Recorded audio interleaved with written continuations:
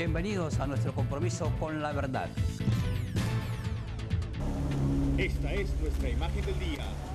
Hoy se produjeron las primeras precipitaciones sobre la ciudad de Barranquilla. Y este fue el panorama que presentó la ciudad.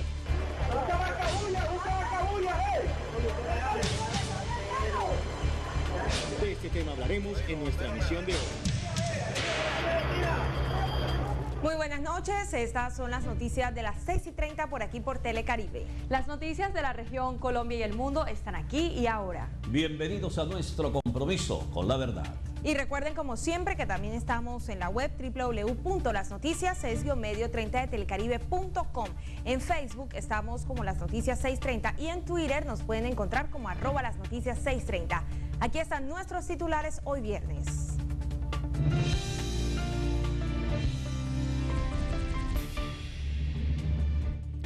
Más de 40 emergencias en el norte y sur de la ciudad dejaron las primeras precipitaciones que cayeron hoy sobre Barranquilla.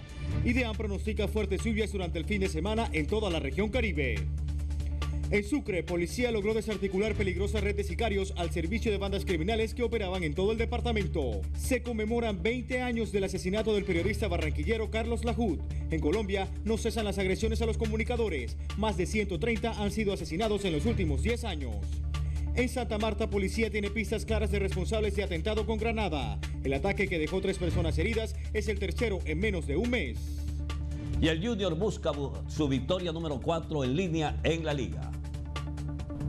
Todo parece indicar que nuestra barranquillera Shakira está lista para dar un paso hasta el altar. Los detalles al final de la emisión, ya nos vemos.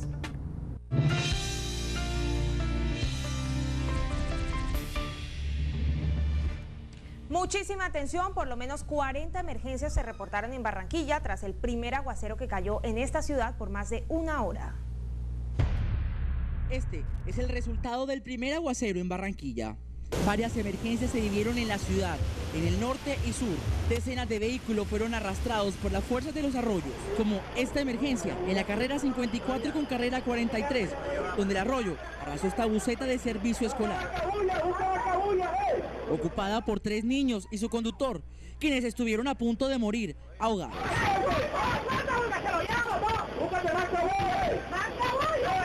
En medio del pánico, osados ayudaron a sacar a los menores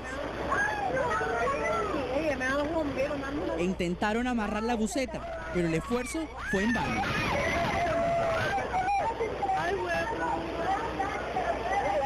Mientras esto sucedía, el mismo arroyo causaba más estragos una cuadra arriba. Estas imágenes evidencian la magnitud de las emergencias ocasionadas por los fuertes arroyos en la ciudad de Barranquilla durante el primer aguacero en la tarde de hoy. Los vecinos responsabilizan de los daños a la empresa que realizaba reparaciones en esta carrera y que en la mañana de hoy habían roto el pavimento.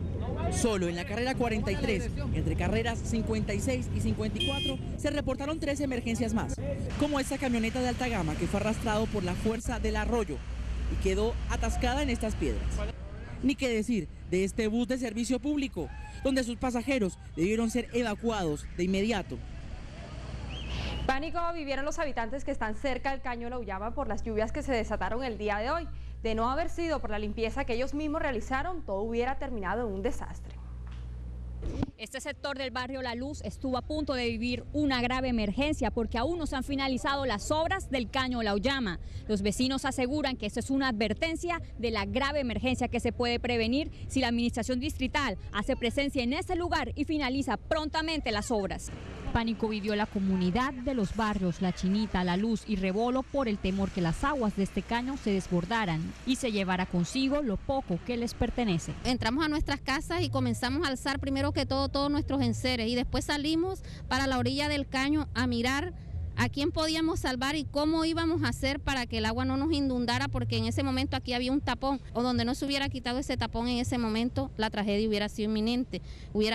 No estuviéramos en estos momentos así, hubieran habido ahogados, porque será como una avalancha de agua que venía. La comunidad ya no cree en las promesas de la administración distrital. Aseguran que en estas obras ellos mismos han tenido que intervenir para que avancen. Nosotros mismos es que ahí medio como podamos con las manos, con las uñas, es que ahí vamos limpiando. viene prevención y eso es anotar y anotar, y a la hora de la verdad pasa el tiempo, pasan las lluvias y vuelven otra vez y no se ve nada. La comunidad exige la intervención inmediata de la alcaldía distrital para que agilice los trabajos que tienen más de 5 meses de retraso. Los sectores estos del barrio La Luz y La Chinita no florece nada, sino lo que hay es puro lodo. Y muy atentos a esta información, el subsecretario de Prevención y Desastres del Departamento del Atlántico anunció que aunque se han reportado algunas emergencias menores por las lluvias en el departamento, aún no se han declarado alertas en ningún municipio y que están a la espera del reporte entregado por el IDEAM para tomar decisiones. Entre tanto, la Oficina de Prevención de Riesgos del Distrito se negó a entregar información.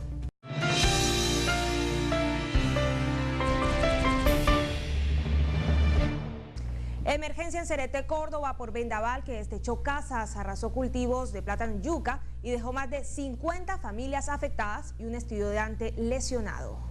Extensas plantaciones de plátano quedaron esparcidas por el suelo como efecto del vendaval que ayer azotó a varios sectores urbanos y rurales de Cerete. A mí me tumbó un promedio de 300 gajos de plátano. José Miguel Petro narró los angustiosos momentos que vivió durante la emergencia.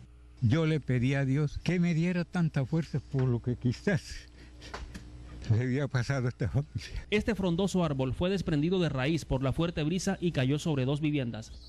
Mucho miedo y mucho temblor en la tierra, bastante. Y mucho miedo, me asusté bastante. En el corregimiento Manguelito, varias casas fueron destechadas. Yo nunca había visto eso, y ver que el techo iba arriba y daba vuelta y vuelta y vuelta. Y bueno, y hasta que yo dije, bueno, ya, espera que escampe a ver qué pasa. El aula múltiple de la escuela de Manguelito quedó sin techo. El pánico se apoderó de más de 200 estudiantes que fueron evacuados. Uno de ellos resultó lesionado. Hoy, el comité de emergencias totalizaba los daños materiales y el número de familias afectadas. En Montería y otras poblaciones cordobesas, hoy se presentaron lluvias prolongadas. En Montería, Davis Palomino, un compromiso con la verdad. Y el IDEAM reportó que para este próximo fin de semana se prevén fuertes lluvias en toda la región Caribe. Por supuesto, aquí en las noticias tenemos el informe. El Instituto de Meteorología IDEAM indica que para este fin de semana en la región Caribe se prevén lluvias con tormentas eléctricas. Para la noche de hoy se espera abundante nubosidad con lluvias moderadas en Córdoba y el Golfo de Urabá. Las lluvias de menor intensidad sobre los sectores del Cesar, Magdalena, Bolívar, Sucre y Atlántico y el sur de La Guajira. No se descartan la presencia de actividad eléctrica en momentos de lluvia intensa. Para mañana se esperan condiciones de alta nubosidad hacia el sur y el centro de la región. Las lluvias más fuertes se estiman en los sectores del sur de Bolívar, norte del Cesar y las estribaciones de la Sierra Nevada de Santa Marta hacia la tarde y la noche. Por esta razón se hizo el llamado a los diferentes organismos de socorro y oficina de prevención y desastre de cada departamento. Estar atento ante cualquier emergencia, ya que se espera que la temporada de lluvia se agudice para el mes de mayo. Helen Pérez Hernández, Las Noticias. En otros hechos importantes, 9 presuntos integrantes de una banda dedicada al tráfico de estupefacientes fue desmantelada por la Policía Nacional. Esto en la zona sur de Sincelejo. Entre los detenidos hay una mujer que porta un brazalete del INPEC. Tras un operativo que combinó informaciones de la ciudadanía y actividades investigativas propias, la Policía Nacional desarticuló una red de presuntos comercializadores de alucinógenos que funcionaba en la zona sur de Sincelejo. La diligencia dejó como resultado la captura de 9 personas. El recibimiento del estupefaciente y al mismo tiempo la condición de expendio, con unas personas que desarrollan unas acciones de observación para evitar que la Policía Nacional y las instituciones del Estado desarrollen su trabajo. El comandante destacó que entre los detenidos hay reincidentes en actividades ilegales y una mujer con brazalete del INPEC. 5 de ellos presentan antecedentes criminales precisamente por tráfico de estupefacientes, pero al mismo tiempo destacar la captura de alias La Caponera, la principal delincuente de esta organización de microtráfico. El jefe policial señaló que los operativos continuarán para determinar si proceden más capturas por este caso. En Sincelejo, Jorge Romero Montiel, Las Noticias, un compromiso con la verdad. Bien, y hoy se conmemoran 20 años del asesinato del periodista Carlos Lahut. Las Noticias habló con sus familiares, quienes nos contaron cómo han sido estos años después de su muerte. Carlos Lahut, reconocido periodista de la región Caribe, fue asesinado el 19 de abril de 1993 cerca de su lugar de trabajo cuando se dirigía el programa Actualidad Deportiva. Según sus familiares, Lahut se caracterizó por decir sin censura las irregularidades en el manejo de lo público, lo que incomodaba a varios personajes políticos de la época.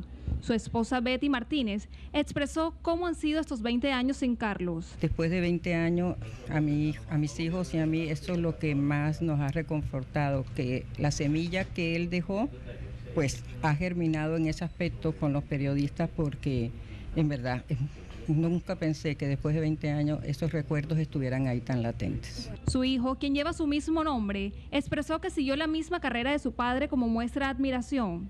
Yo escogí esto por él, lo escogí para sentirme más unido a él, fue lo que me inspiró. De pronto no tuve la oportunidad de compartir muchas cosas con él y hacer lo que él hacía me hace sentir que está vivo siempre. Y aunque varias personas fueron capturadas como presuntos partícipes de su homicidio, todos fueron dejados en libertad. Sin embargo, se vinculó a las investigaciones a Alfredo Liévano, quien presuntamente habría contratado a Enrique Somoza, alias Garnacha, para materializar el crimen. Liévano quedó absuelto y Garnacha meses después fue asesinado. Dejé eso así porque siempre amenazaron a mis hijos que iban a quedar completamente huérfanos. Todo el mundo sabe quiénes estaban detrás de eso. Y en la conciencia de ellos quedará. Sus familiares dijeron que le dejan la muerte de Carlos Lahut a la justicia divina, porque la del hombre no pudo resolverlo. Lady Serpa Martínez, Las Noticias. Y durante varios años, los periodistas y defensores de derechos humanos han sido blanco de los grupos criminales. Las Noticias consultó con expertos penalistas cuál es el panorama de estos casos en la región.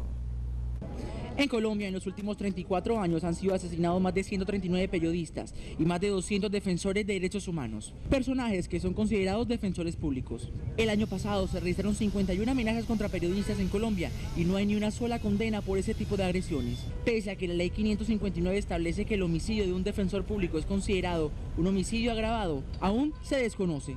El año pasado se registraron 51 amenazas contra periodistas en Colombia y no hay una sola condena de ese tipo de agresiones, pese a que la ley 559 establece que el homicidio de un defensor público es considerado un homicidio agravado. Y a quien se le logre demostrar, a quien la fiscalía venza en un juicio y se logre demostrar que asesinó a un defensor o a una defensora de derechos humanos o a un periodista en razón de su ejercicio profesional, podría estar enfrentando penas de 25 a 40 años de prisión.